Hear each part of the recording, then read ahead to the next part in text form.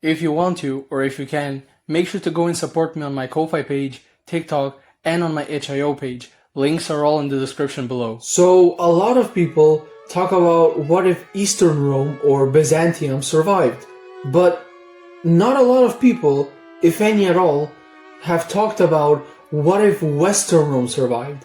And this is what we're going to be exploring in today's video.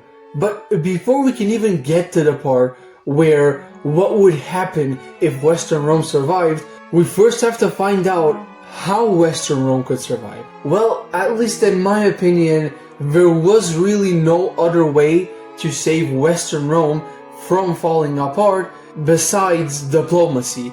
They needed good diplomacy with the tribespeople that were invading them by giving away lands in modern day France, North Africa, and in the Balkans. They might have shrunken, yes, but they are still Western Rome and they have still survived. Well, now we've gone through how we can prevent Western Rome from falling. But now what about the East? What about Eastern Rome? How could we make Eastern Rome fall? Well, I truly don't think that there's any other way to make Eastern Rome fall in its early stages of its life than a combined Arab and tribesman invasion. We need to have an invasion which both from the north came from the tribesmen and from the south came from the Arabs, timed perfectly to basically destroy the Byzantines from the very start. Because, I mean, sure, yeah, Eastern Rome was very powerful, don't get me wrong, but just like Western Rome, I don't think they were nowhere near as powerful to defeat the Arab tribes and the giant tribesmen invading from the north all alone. But this wouldn't really go as planned for Western Rome, because the tribesmen and the Arabs would invade first, destroying the Byzantines, and then dividing up most of the lands amongst themselves, if not actually all of the lands, which I believe is far more likely.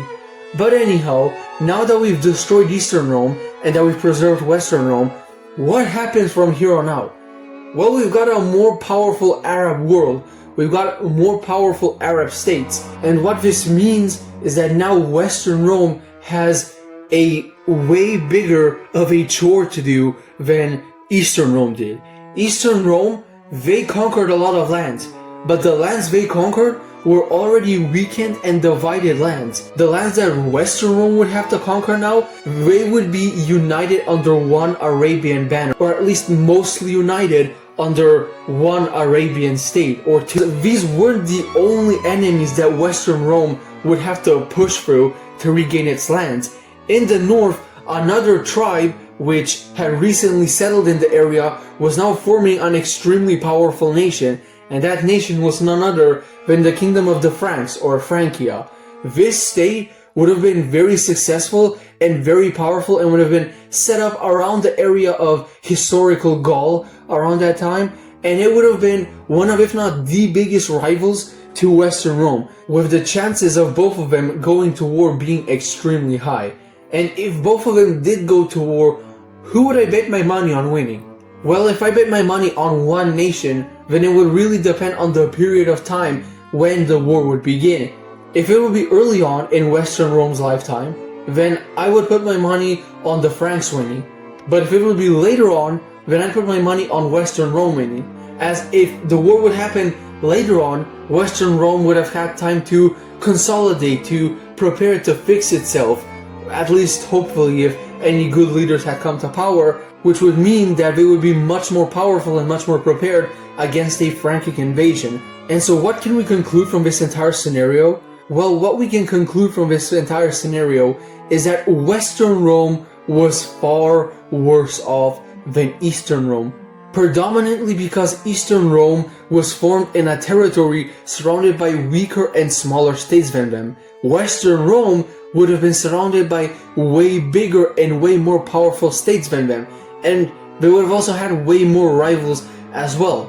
Not only that, but Eastern Rome adapted and reformed quickly, while Western Rome had many other issues to first solve and then adapt rather than instantly adapting. But anyhow, that's the end of today's scenario. I really hope you enjoyed this video. If you did, make sure to leave a like, subscribe, and maybe even comment down below.